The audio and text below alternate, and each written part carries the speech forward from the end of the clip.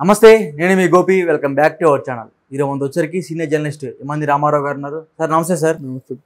Sir, నిన్నటిదాకా టీడీపీకి అనుకూలంగా ఎగ్జిట్ పోల్స్ అన్ని ఆ టీడీపీ పార్టీకి అనుకూలంగా ఉన్నాయి.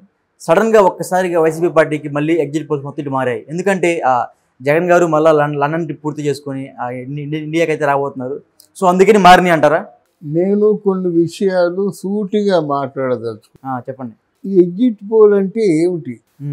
వీళ్ళు ఏ బ్యాక్గ్రౌండ్తో ఏ బేస్తో చెప్తారు? తర్వాత ఈ పర్సంటేజీలు అన్నది మీ భావనేనా వేరే వాళ్ళ భావనేనా?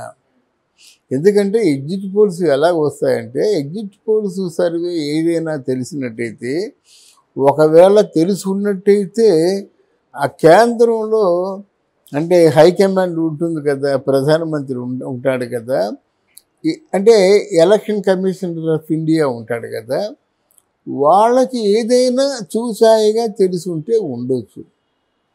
వాళ్ళు ఏదైనా లీక్ చేస్తే లీక్ చేయొచ్చు. అంటే లీక్ చేస్తే ఒకసారే లీక్ చేస్తారు ఎవరికైనా. ఇప్పుడు అమిత్ షా ఉన్నాడు ఆయన ఏమంటున్నాడు, కూటమిదే విజయం అన్నాడు. అంటే ఆయనకి తెలిసి ఉండాలి, చూసాయిగా తెలిసి ఉండాలి. అంటే ప్రధానమంత్రి అమిత్ షాకి చెప్పినట్టయితే ఆయన చెప్పుకుంటారు, దాన్ని బట్టి చెలవులు పొలవులు అన్నీ అయిపోతాయి. ఇంకొక విధంగా ఎలా చెప్పుకుంటారంటే, ఇక్కడ ఫర్ ఎగ్జాంపుల్ పిఠాపురం ఉందనుకోండి, పిఠాపురంలో ఆల్రెడీ ఇంత మెజారిటీతో గెలుస్తారు అని చెప్తున్నాడు. ఎవరు? పిఠాపురంలో ఎంతో త్యాగం చేశాడు అనుకుంటున్న వర్మ. ఆయనకి ఎలా తెలుస్తుంది? ఆ పిఠాపురం చుట్టూతా ఏ ప్రాంతాలు ఉన్నాయి, ఎంతమంది ఓటేశారు, గ్లాసు గుర్తుకి ఎంతమంది ఓటేసి ఉంటారు, మిగతా వాళ్ళు ఆపోజిట్గా డబ్బులు తీసుకున్న వాళ్ళు కూడా కొంతమంది ఉన్నారు కదా, 3,000, 4,000, 5,000, ఆ ఓట్లు ఎన్నిపోయి ఉంటాయి. ఇలా వీళ్ళు అంతనాగా చెప్తారు, కానీ ఇది కరెక్ట్ కాదు. అంతనాగా మనకు బాగానే పడ్డాయి అంటారు. వర్మ గారు చెప్పే దాంట్లో ఒక అతి ఏముందంటే, ఇండియాలో అందరికంటే హయ్యెస్ట్ మెజారిటీతో వస్తానని చెప్పారు. అది తప్పు. ఇండియాలో చాలా నియోజకవర్గాలు ఉన్నాయి, చాలా పెద్ద పెద్ద నియోజకవర్గాలు ఉన్నాయి, పెద్ద జనాభా ఉన్నటువంటి వర్గాలు ఉన్నాయి కదా, వాళ్ళకి రావాలి కదా హయ్యెస్ట్ అనేది. అయితే నా ఉద్దేశం ఏంటి, పిఠాపురంలో బొటాబొటీగా పవన్ కళ్యాణ్ గెలిచి తీరాలి. దాన్ని అంటే దాన్ని ఏమంటారంటే టార్గెట్ మాట. అంటే మీకు డూ ఆర్ డైని డిసైడ్ చేసేది పవన్ కళ్యాణ్కి వచ్చేటువంటి వంగా గీత కంటే మెజారిటీ ఓట్లు డిసైడ్ చేస్తాయి. అది 1 కావచ్చు, 1,00,000 కావచ్చు, 10,000 కావచ్చు. అంతేగాని ఒకడు అంటాడు పవన్ కళ్యాణ్ అంటే ఒక ఆయన ఏమనాలంటే కేవలం ఏదో డబ్బులు తీసుకొని తందాని అంటారు కదా, అలాంటి వాడు ఒకడు అంటాడు, ఎవడో మనకు తెలీదు. వాడంటాడు పవన్ కళ్యాణ్ అట ఓటు సైకిల్కి వేయబోయి గ్లాసుకు గుద్దేశాడట. అది ఎలా ఉంటుందంటే, అంటే ఆయన చూశాడ, సైకిల్కి వేయబోయి గ్లాసుకు గుద్దేశారంటే ఒక ఎమ్మెల్యే స్థానంలో ఉన్నవాడు ఎంత జాగ్రత్తగా ఉంటాడు. అలాగే అందరితో కూడా మీరు గ్లాస్కి అయిపోయి సైకిల్కి గుద్దేయండి అని చెప్తాడా? అదంటే ఇలా ఉంటారన్నమాట. పోలీసులు కానీ, పేటీఎం మాస్టర్స్ కానీ, పేటీఎం మేధావులు కానీ, ఇదంతా సృష్టించినటువంటి సృష్టి. పేటీఎం మేధావులు ఉదయం వెళ్ళిపోవడం, మైక్ ముందు కూర్చున్నట్టయితే ఇంకా జగన్మోహన్ రెడ్డి తప్ప ఇంకేవి కనబడ్డావు. అంటే ఇంతకాలం కూడా జగన్మోహన్ రెడ్డి చేసినటువంటి విధంగా ఇంతవరకు ఆంధ్రప్రదేశ్ చరిత్రలో ఏ ముఖ్యమంత్రి కూడా చేయలేదట. అలా చెప్తున్నారు వాళ్ళు. ఒక పక్క అంటారు అసలు చంద్రబాబు నాయుడు తాలూకు హయాంలో ఏ ఒక మంచి పని అయినా చేశారా అంటాడు. ఇవన్నీ వినడానికి కూడా బాధగా ఉంటాయి నాలాంటి వాడికి. హైదరాబాద్ని మార్చింది ఎవరండి? ఎవరు సార్? హైదరాబాద్ని మార్చింది ఎవరు? తర్వాత ఐటీ ఫీల్డ్ వచ్చిందంటే ఎలా వచ్చింది? ఇన్ని మామూలుగా ఫ్లైఓవర్లు వచ్చాయంటే ఎవరి వల్ల వచ్చాయి చెప్పండి మీరు. అంటే వాళ్ళు తెలుసుకోవాలి. చంద్రబాబు నాయుడు ఏమైనా చేశాడా అంటే ఇవన్నీ ఎవరు చేశారని ప్రశ్నిస్తున్నాను నేను. హైదరాబాద్ని మార్చింది ఎవరు? కేసీఆర్. కేసీఆర్ ఎలా మార్చాడు? ఫ్లైఓవర్లు హైదరాబాద్ వచ్చిన తర్వాత కేసీఆర్ మాట్లాడా? కేసీఆర్ కాదు కదండి, 13 ఎన్నో ఫ్లైఓవర్లు తీసుకొచ్చింది చంద్రబాబు నాయుడు కదా.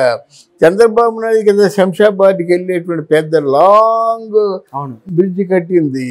తర్వాత ఏమో రాజీవ్ గాంధీ ఎయిర్పోర్ట్ ఉంది చూసారా, దాన్ని ముందు డిసైడ్ చేసింది ఎవరు? చంద్రబాబు నాయుడు కదా. ఇక్కడ ఐటీ హబ్ కట్టింది సెంట్రల్ నుంచి వచ్చాయి కదా సార్.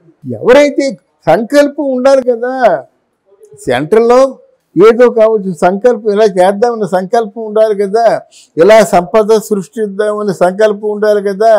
చంద్రబాబు నాయుడు వెళ్ళిపోయేసరికి హైదరాబాదు అంటే మంచి ఫామ్లో ఉంది, ప్రామిసింగ్గా ఉంది, లాభసాటిగా ఉంది. మరి అక్కడ ఏం లేదు కదా ఆంధ్రప్రదేశ్లో.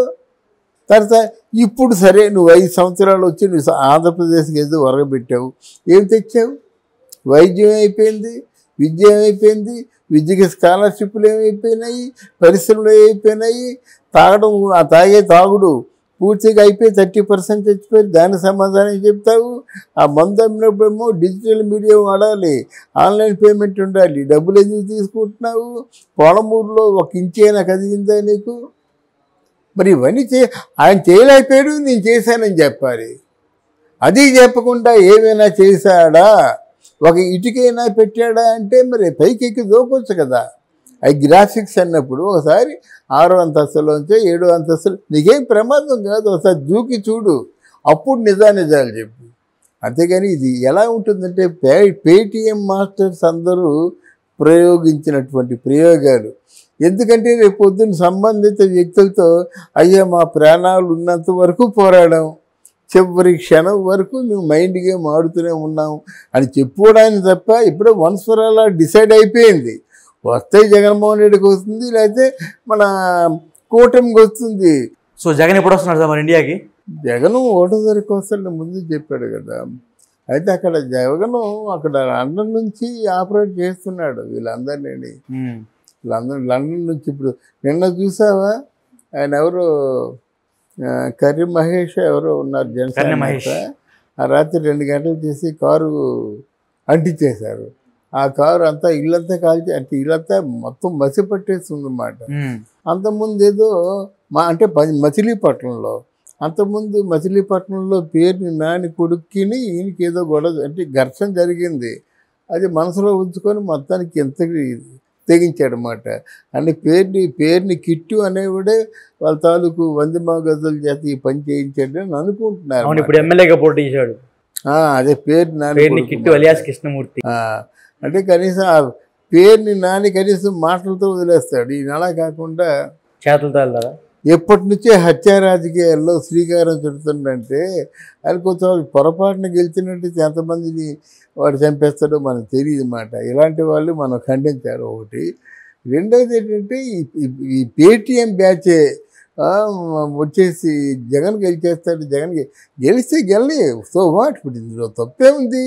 జగన్ గెలుస్తాడు, గెలవనియండి. ఇప్పుడు ఎందుకు మీరు మాట్లాడతారు? మీరు అలాగే అప్పుడు మాట్లాడిన వాడు ఎవడో వెర్రిబాగులుడైతే అలాగే ఒకడు మేధావి, ఒకడు ప్రొఫెసరు, ఒకటి ఇంకేదో కోనా మేధావి, వీళ్ళందరూ కలిసి జగన్ ఖచ్చితంగా గెలిచేస్తున్నట్టు మరి ఎందుకు దండగా, మరి ఎందుకు చంపేస్తున్నారు, ఎందుకు హత్యా రాజకీయం చేస్తున్నారు, ఎందుకు బస్సుల్ని కారుల్ని తగలెట్టేస్తున్నారు? దానికి సమాధానం మీరు చెప్తారా? దానికి సమాధానం చెప్పరు. అడిగితే తెలుగుదేశం వాళ్ళే తిరగబడుతున్నారు, వాళ్ళే చాలా దౌర్జన్యం చేస్తున్నారు అని అంటారు అన్నమాట. పోలీసులు తెలుగుదేశం వాళ్ళ వైపే ఉన్నారంటారు. ఎవరి వైపు ఉన్నారో మనకు తెలిసిపోద్ది కదా. పోలీసుల సహాయం లేకుండా ఎవడు కూడా దౌర్జన్యకాండ చేయలేడంటే పోలీసులు వీళ్ళ తరఫునే ఉన్నారు. ఎవరి తరఫున? వైసీపీ తరఫున. ఆ జర్నలిస్టులు కూడా వైసీపీ తరఫునే ఉన్నారు. అందరూ మీ తరఫు నుండి మళ్ళీ నిందలేయడం ఎందుకు? చండాలంగా ఉంటుంది ఇవన్నీ. ఏమిటంటే ఇప్పుడు గడిచిపోతుందండి, రేపు ఏం చెప్తారండి వీళ్ళందరికీ సమాధానం? వీళ్ళు ఇంత మెజార్టీతో గెలిచేస్తాడు జగన్ అని చెప్పిన వాళ్ళు రేపు డామ్మని పేలిపోతుంది, అక్కడ కుర్చీ పగిలిపోతుంది అన్నమాట. అప్పుడు ఏం సమాధానం చెప్తారు? ఎందువల్ల పగిలిందని చెప్తారు? మరి కారణాలు అన్నీ తెలిసే మీరు గెలిచేస్తారని చెప్పారు కదా, మరి ఎందుకు పగిలిపోయింది సీటు? అప్పుడు ముందు చెప్పాలి కదా, ఇన్ని కారణాల చేత ఈరోజు ఎడ్డులో ఉంటామని చెప్పిన సభ్యత సంస్కారాలు ఉన్నట్టు. అలా కాకుండా 150 దాటి వెళ్ళిపోతాయని ఆ పెద్ద మనిషి చెప్పడం. ఎవరు? జగన్మోహన్ రెడ్డి. 157 అదే అవన్నీ ఎలాగుంటాయంటే హాస్యాస్పదంగా ఉంటాయి. రేపు క్రెడిబిలిటీ పోతుంది మాట. ఇప్పుడు నేనైనా ఎప్పుడు ఈ ఫిగర్స్ ఎందుకు చెప్పానంటే, ఎందుకంటే ఫిగర్స్ చెప్పొచ్చు, ఈయనకి 85 ఆయనకు 15 అని చెప్పొచ్చు, అది కరెక్ట్గా ఉంటుంది, దానికంటే ఎక్కువే వస్తాయి. అంత మించి చెప్తే మన సాహసం కదా. అందువల్ల ఇది కేవలం ప్రజల్ని మైండ్ గేమ్ ఆడడానికి మాట, ప్రజల్లో తిరుగుబాటు రావడానికి. అంటే ఒక చూసావా అని చెప్పేసి. బట్ డెఫినెట్గా కౌంటింగ్లో మాత్రం చాలా తేడా వస్తుంది. మళ్ళీ వన్స్ అగైన్ నేను చెప్తున్నాను, కౌంటింగ్లో రక్తపాతం చూస్తారు. ఓకే, దాన్ని అరికట్టినట్టయితేనే ఓటింగు, లేకపోతే మళ్ళీ ఇంకోసారి చేయాల్సిందే. మనం బీజేపీతో పొత్తు పెట్టుకోవడం కాదు, ఇప్పుడు బీజేపీ తాలూకు పవర్ ఏదో ఉపయోగించుకోవాలి. ఓకే, అక్కడ ఆ బలం, బీజేపీ తాలూకు బలం, ఆ డిసిప్లిను, ఆ కట్టడంతా ఉపయోగించుకోవాలి. Okay sir, thank you sir. Thank you అమ్మా.